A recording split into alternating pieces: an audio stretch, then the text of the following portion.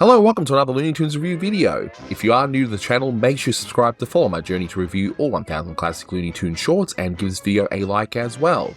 So this is a review for Confusions of a Nutzy Spy, released in 1943. It's the 392nd in the series and it's directed by McCabe.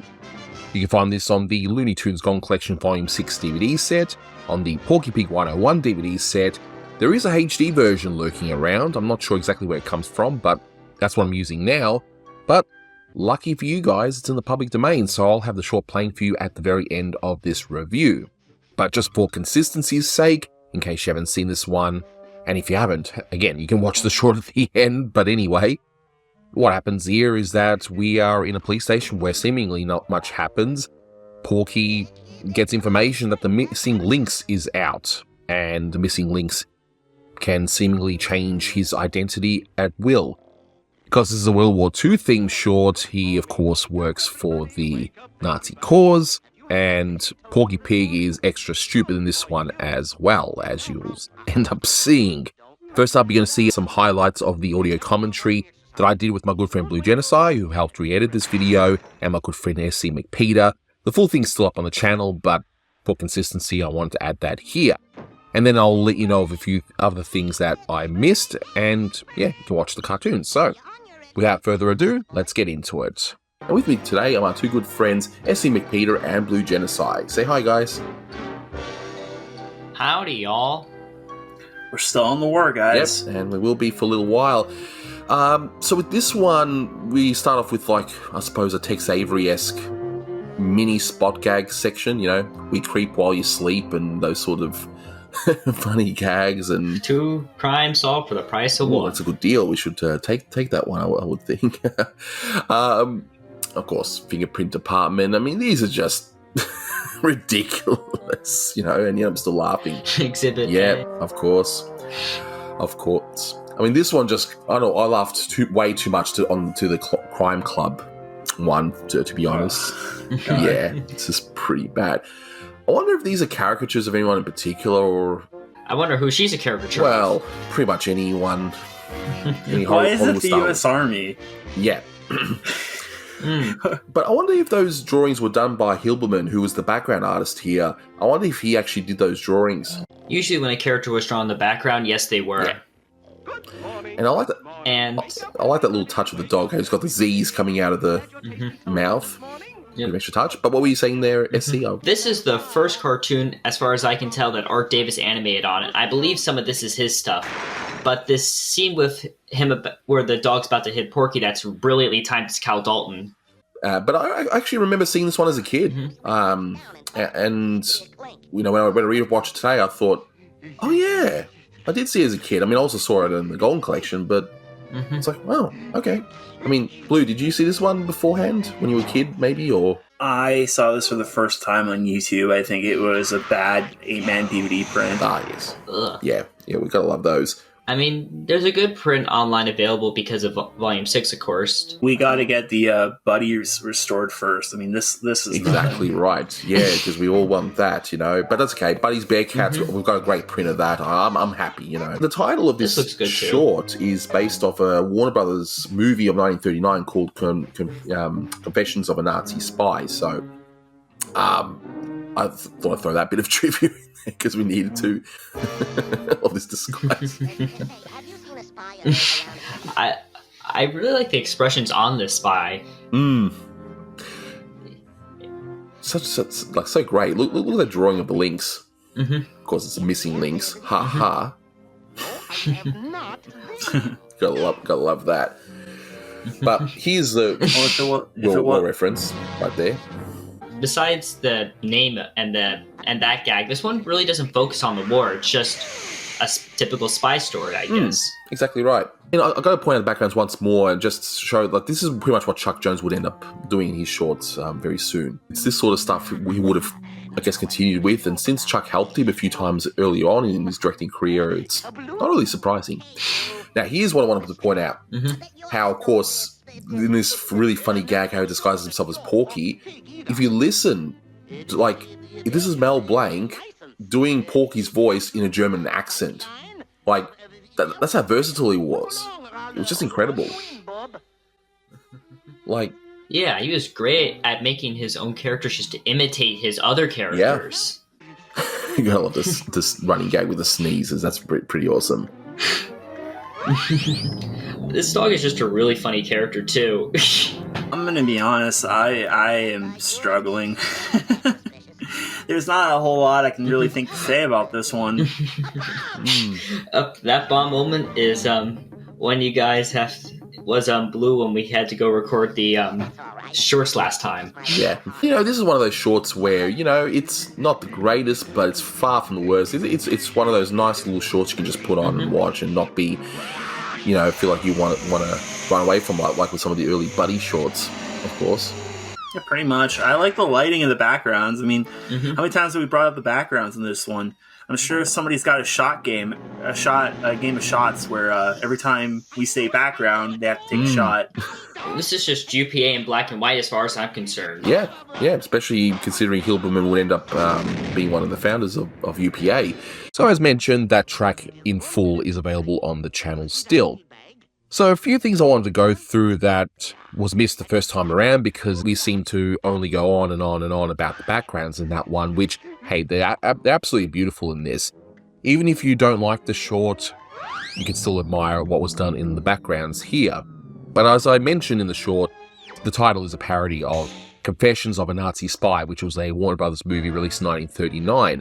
And what's interesting about that movie is that it came out in 1939, but World War II hadn't broken out because they would have had to film the film beforehand, right? But the Nazi regime was very much known around the world, but they were just seen as this, I guess, superpower around that time, and that nothing go wrong. And then, of course, Hitler decides to invade Poland and everything happens as we know it, and America is now fully into the war. It's 1943, Pearl Harbor, well over a year by this point, though the short would have been started maybe a few months after Pearl Harbor actually happened.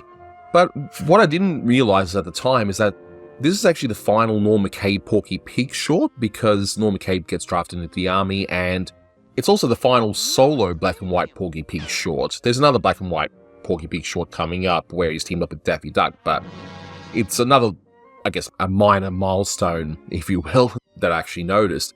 But this would be considered maybe one of the more safer World War II themed short. There's no out-and-out caricatures that are very cringy. It doesn't have so much of a war focus. It's just more about the fact that there may have been spies among us at the time, where there was paranoia over the fact that, yes, the Germans were the enemies and there could be Germans among us that could be sending messages back to Germany and that sort of thing. So this short pretty much plays up on that whole idea. And there's only, again, minor references. You got the Hitler mask, you got the salute at the end, you see a very tiny V for Victory poster in the background in one very quick shot, and the feat that the missing link makes at the end, well, V for Victory. So those minor things, as I would understand, that sort of thing would be cut anyway if it was shown on TV.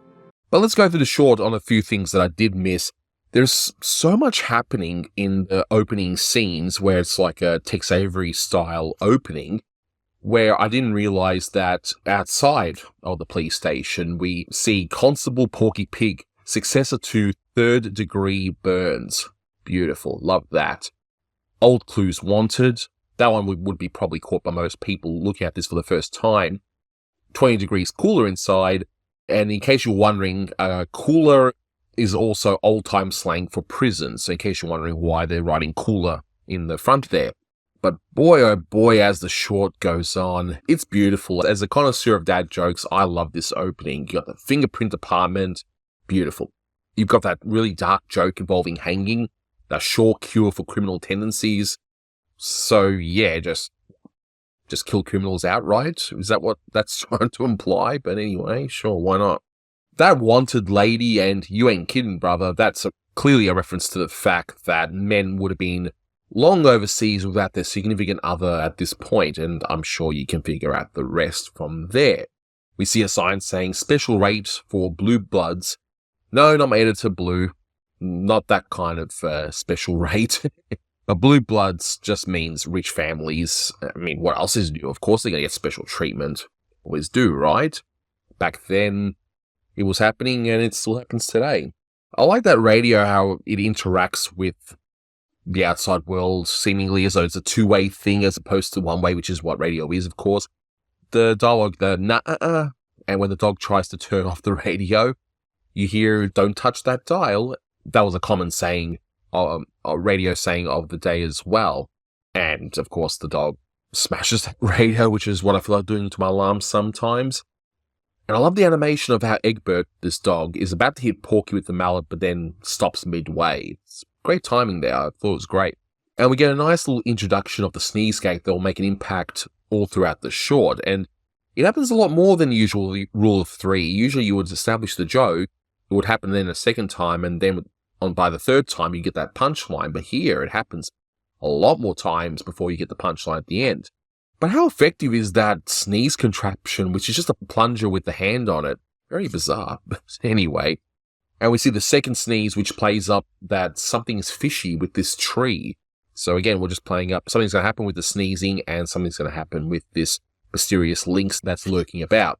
That snake-like animation of the missing lynx, though, is fantastic. I really, really love that.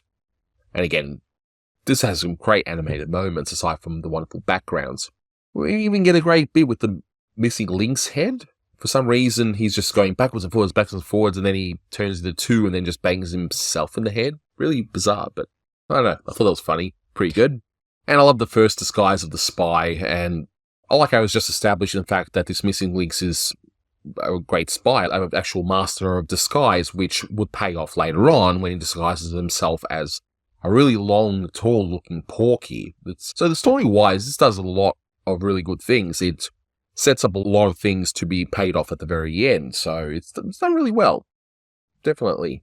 And yes, Egbert is giving the correct response when he sees that Hitler mask as well. Although you do have to wonder why the spy would have a Hitler mask in the first place if he's trying to be sneaky and not get caught in America, sending details back to the homeland, but whatever, we just go with it.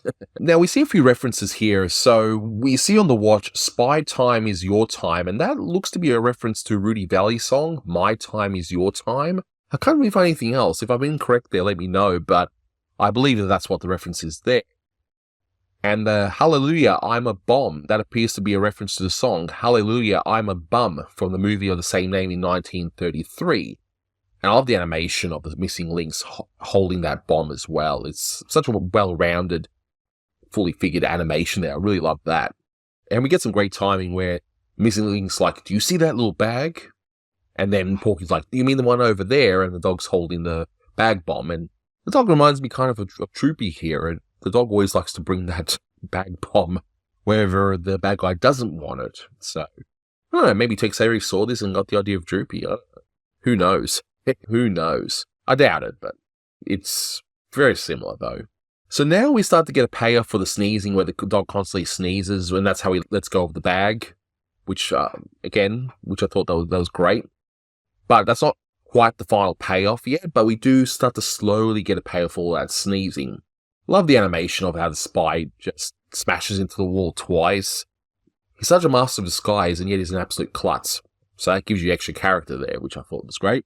But if you watch this short, and again, you can make up your mind on this, but Porky really comes across as being extra stupid in this one.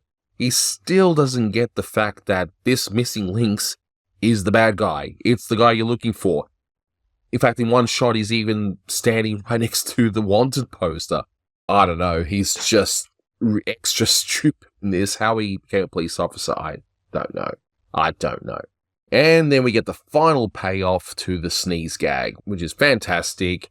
And we get that wonderful fake out at the end, which the audiences at the time would have loved because it shows how, quote-unquote, badly made the German artillery was. But it blows up anyway, and the audiences would have loved this spy dying at the end. But you gotta have to wonder, why is he in the sky? You would have thought they would have been blown down to hell. But anyway, whatever, you just go with it.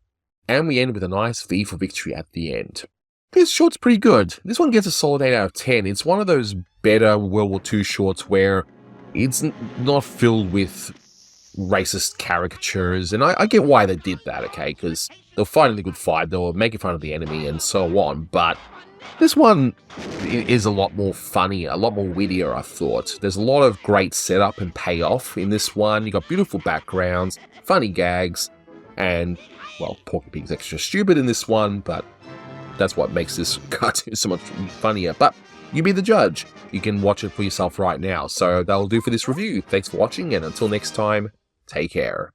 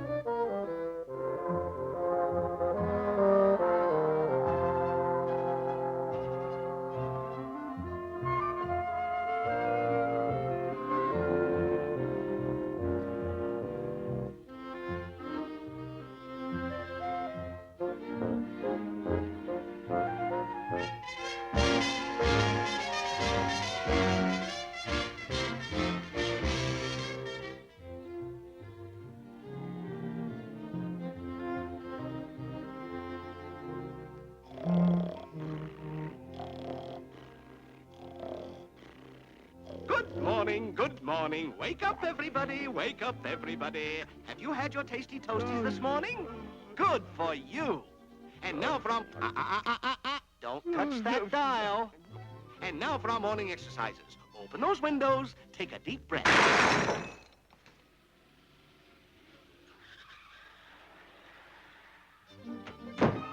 Egbert!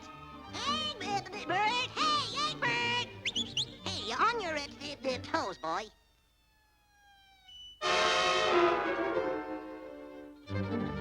We gotta catch a spy. Come on, we'll track him down and toss him in the clink. Come on, let's go.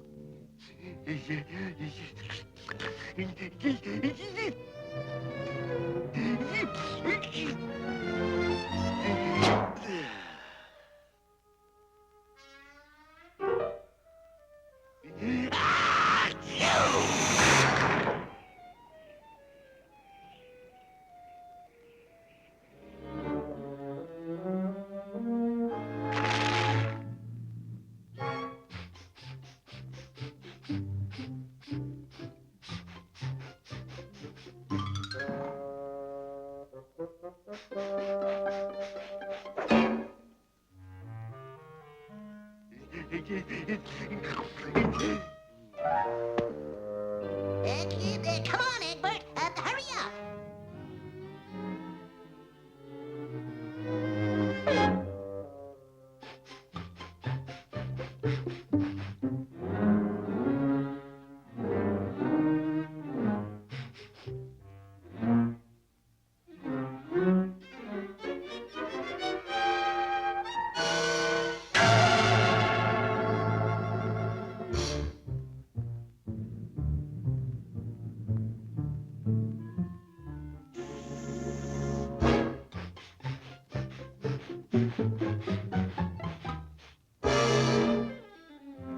Say, have you seen a spy around here?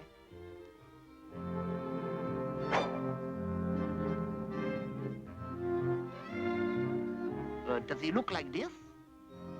Yeah, that's him. No, I have not seen him.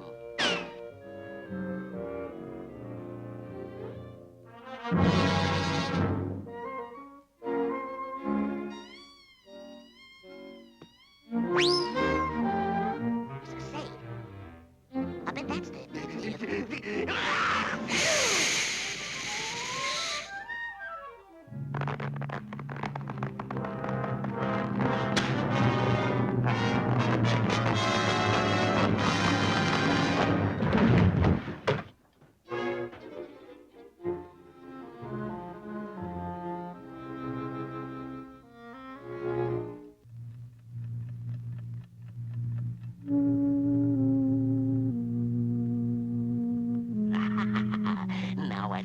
o'clock.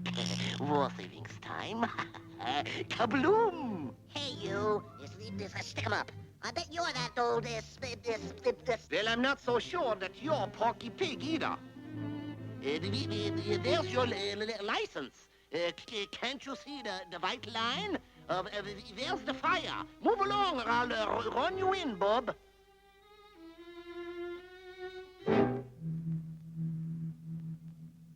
You know, I'm really getting suspicious of that guy. Here, Pig, it is 1 minute to 3. Do you see that little bag? You mean that one?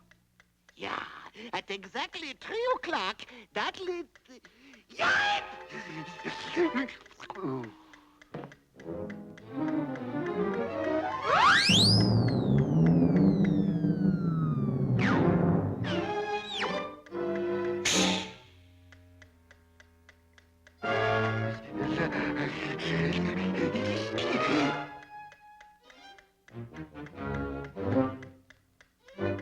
Here.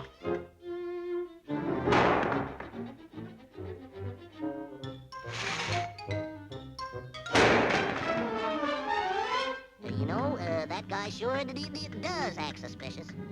And that thing ticks just like a bomb!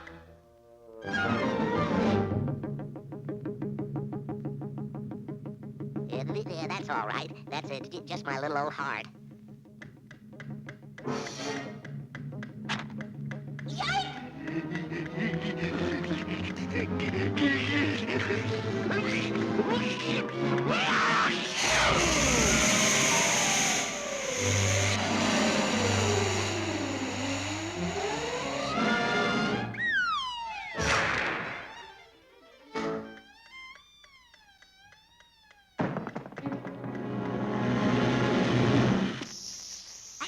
I knew it! Oh, this gall-darn imitation earsatz thing. It never works. Never works. It works! It works! It works! It works! It works! Sieg Heil!